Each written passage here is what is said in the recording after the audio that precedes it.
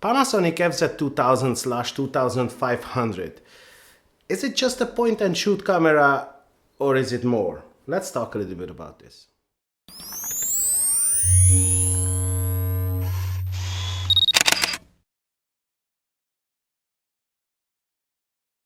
Hello YouTubers, my name is Attila Mate from Blue Sky Photography, and today I'd like to talk to you about the Panasonic FZ2000/2500 bridge camera from Panasonic. And I have to tell you that I am pretty much impressed with this camera, and I purchased this camera a while ago, and I just wanted to have a camera for my video work. And I have another video where I explained, why I choose this camera over the G80 or 85 or the G7 or all these other mirrorless cameras, great mirrorless cameras, or Olympus or Fujifilm or these cameras. So I don't want to talk about that, too much. But what I wanted to do now, I want to review this camera because I used this camera for the past 3 weeks. And I have to tell you that in one way, I am impressed. In the other way, so-so. But I was expecting this, so it's not a surprise for me. As I always told you, even in my other video, this camera is an excellent video capability camera. It's actually a professional video camcorder in a DSLR style body, and with decent still capabilities. So if you are looking for a still camera, more for photography and less for video, I wouldn't really suggest you to buy this if you want excellent image quality. If you are image quality, how do you call that? I'm crazy about image quality. I mean, if I have some issue, I can't pixel peep my picture and something like that, I have difficulties then. I don't know. I would say that this camera is great for like to have an all-around camera, that is excellent. That's not a question mark. But if we are talking about professional grade image quality, photography wise I'm talking, this is not for you, I'd say. So let's talk a little bit about in depth, First of all, I would say the build quality. The build quality is excellent, great button layout. Like, all the Panasonic cameras, I didn't own the G7 or the G85 or G80, but I used to have in my hand several times because my friend owns it and I used it several times, and the button layout and the build quality of the camera is just excellent. I don't know, it's this is typical Panasonic, like Panasonic cameras, usually they have great, excellent button layout. Now you see the tilty flippy touchscreen, again, something which I don't know why not every camera manufacturer should do this tilty flippy screen, because it is just great, it's amazing. You can have the touchscreen, and you can flip out, you can do in any angle, if you are doing video or photo, that's not a question. So some great advantages. Now, one of the best advantages of this camera, like you see when you switch on the camera will extend. So if you switch off, it will go back. So if you switch on the camera, it will extend out until this position. And after that, when it extended at this position, the length of the lens will not change when you focus. When you zoom in. So if I zoom, the example now, at the moment I'm at 24 millimeter, yeah? And now I'm zooming at 480 millimeter, yeah? Look, if I zoom, and now I am at 480 millimeter, the length of the lens is not changing. I zoom back 24 millimeter, that's it. So this is really good. Because if you have the camera on a tripod, and you want to zoom in, sometimes you use the camera up, which one you have on your smartphone, and you want to zoom in from the camera up, and if the length of the lens is changing, the camera can become unstable and it can fall off, if your tripod is not heavy. Now, in this situation, this is very, very good. And I have to tell you something, this lens is actually great if we talk at this zoom range, like it's 24 to 480 millimeter, that is just excellent zoom range, you know. And the aperture wise, it's a 2.8 to 4.5 Leica branded lens. Now, it's not the fastest lens, I know, and I did try this this lens on last week. Yes, I did try on a match, on a rugby match. My son had a rugby match. He's playing rugby, and I went on a rugby match, and I said, okay, let's try, you know, this this camera. Let's see what it's capable to do. So I did try it, and I have to tell you honestly, you know, guys, you know that I all the time say honestly my opinion. I'm not a fanboy of any brand, you know. If there is something good in the camera, I will say. If there's something bad in the camera, I will say that. So honestly, if you don't have enough light, you know, the image quality on this camera, it's not on par on an APS with an APS-C size sensor. So you cannot forget about that. You know, if you have good light, or if you have possibility to add light, it's great. Image quality excellent. But if you don't have light, and you don't have the possibility to add some light, I wouldn't say that. I mean, low light capability is just not good, you know. It's not good because it's a 1-inch sensor. It's normal. I was aware when I bought this camera, so this doesn't mean that I don't like this camera. I love this camera because I bought this camera for video. And for video, this camera it blows your way. I mean, it will blow you away. It is just excellent, you know. This is a very, very strong video-centric camera with decent still capabilities. So,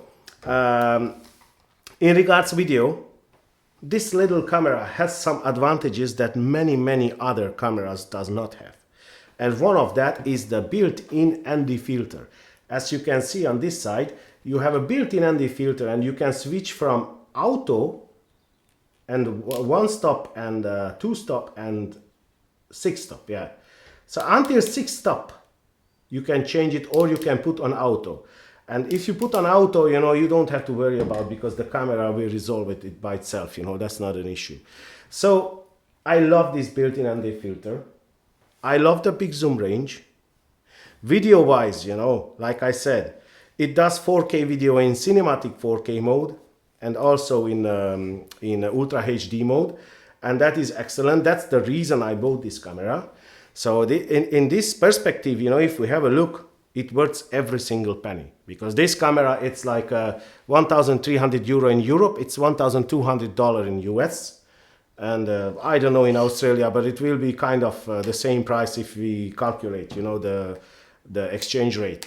But I tell you honestly, if you want a great video camera with decent still capabilities, like I bought this camera to have for my video work, and when I just go with my family on holiday or somewhere, you know, I just bring this camera with me, because for those kind of pictures, this camera is just brilliant. It's excellent. You don't need anything more. You don't need it.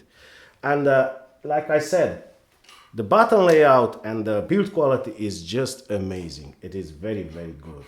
Now, I will show you some pictures in my computer, some sample pictures I made, and I will show you what I was talking about when I was talking about the low light capability and this kind of stuff. So stay with me, and we'll get into my computer and we'll see those pictures. So 1 second. So we are in my computer now, and let's open up Zoner Photo Studio, and I will show you a few pictures made with the Panasonic FZ2000.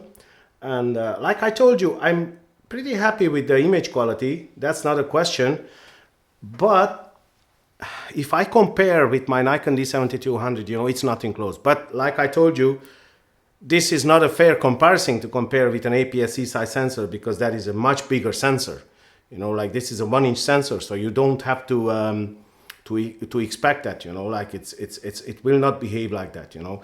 But for the 1-inch sensor, this is a great image quality camera, because these conditions, you know, when I was at this match, you know, of my son, it was a hazy, very cloudy and foggy day.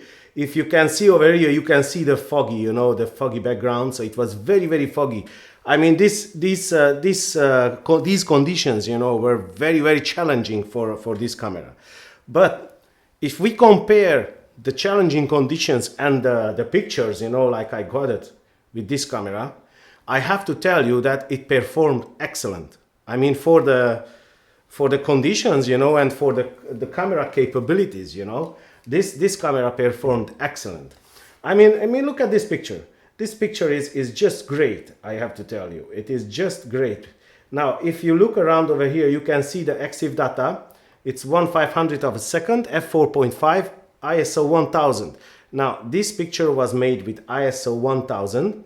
And also you can see over here that it was made with Panasonic FZ2000. So ISO 1000, I wouldn't suggest you, if you have a possibility, I wouldn't suggest you to go over ISO 1000. And I explain to you why. Because this is, if we zoom in the picture, like I told you, I like very much to pixel peep my pictures. And if I zoom in over here, you can see that because of the high ISO, the picture is very soft. So it's, I mean, it's okay, it's clean enough, you know. Obviously noise reduction was applied over here, so these pictures are edited JPEGs all, and noise reduction was applied, otherwise you could see a lot of noise in the picture. But the results are very good. I mean, for the price point I told you, for the price and for the capabilities this camera can have, this is a great performance, you know, we can say.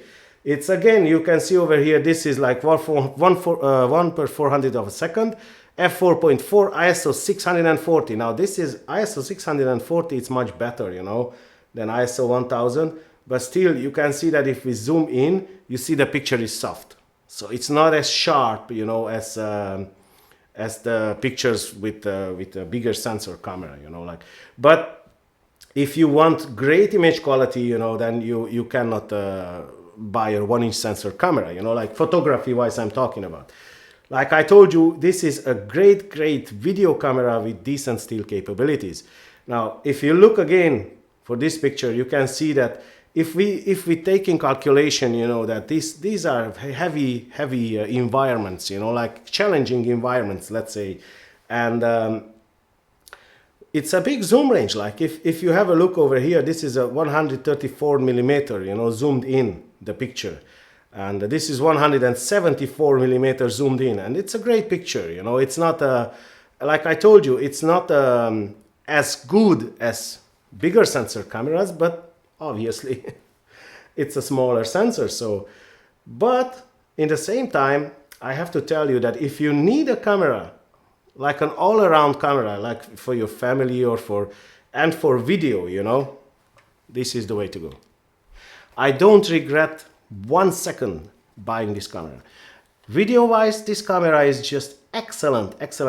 I'm not even talking about the built-in microphone jack, you know, headphone jack, and all these kind of connections, you know, you can have it.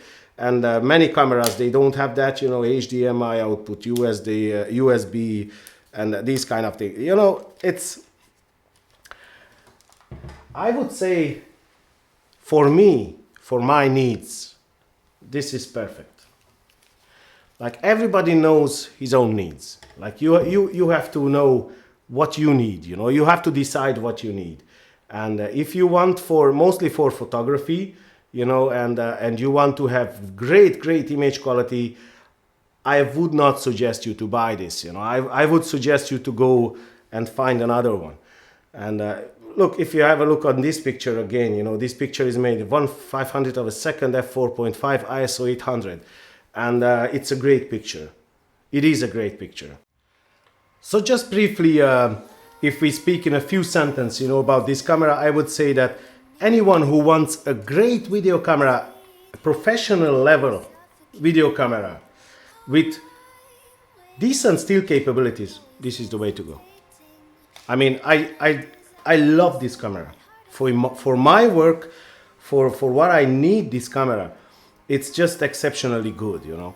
And also, like I said, decent still capabilities. Like you could see the pictures, you know, in my computer, that it's in those challenging conditions, you know, this 1-inch sensor, it's just great. And I will make a test, because, you know, I have my Nikon D7200, and I used for portraits, I use the Nikon D7200 and the Sigma 50-100 lens. And I will make a test with this camera, with the 1-inch sensor, and the D7200 with the 50-100 Sigma, which is a killer combo, you know, for portraits. It's excellent, very good. And I will make a test, what is the best I can take out of this 1-inch sensor comparing with the APS-C size sensor. I don't expect, you know, to be the same level of quality, but in the same time I want to see what you can do with the 1-inch sensor portrait-wise, if we talk about portraits. So if you want to see that video, you know, please subscribe and not to miss that video. And I will upload that soon enough. I just wait for the weather, you know, to be a little bit better, because in Ireland now at the moment it's just horrible. Every day it's rain, rain, rain, rain, rain. So I want to get a little bit better weather, you know, to get out and have a photo shoot. But I will upload it soon enough. So I'm very curious about what I can do with this camera portrait-wise, like on a portrait photo shoot, you know. I don't intend to use this, you know, for professional work, you know, like portraits, but in the same time, like for my family, and I want to know what it's capable of. So I hope this video was helpful to you guys, and I hope that you liked it. If you liked it, please like and subscribe. If I forgot something, you know, or if I didn't say something, didn't mention something, please feel free to ask, and I do my best to answer, you know. I didn't want to get into the details, you know, like what kind of modes you have and everything else, because video would be too long. I think that if you have a specific question, you can ask in the comments, and I will answer, you know, best of my knowledge. Like I said, I'm 100% happy with this camera. It was a great purchase. I love it. And I hope that my experience with this camera will help others, you know, to make decision. So I wish you a nice day. If you like this video, please like and subscribe and share my videos. And thank you for your support and for your nice comments. And I wish you a nice day, and I'll see you in the next one. Take care, guys.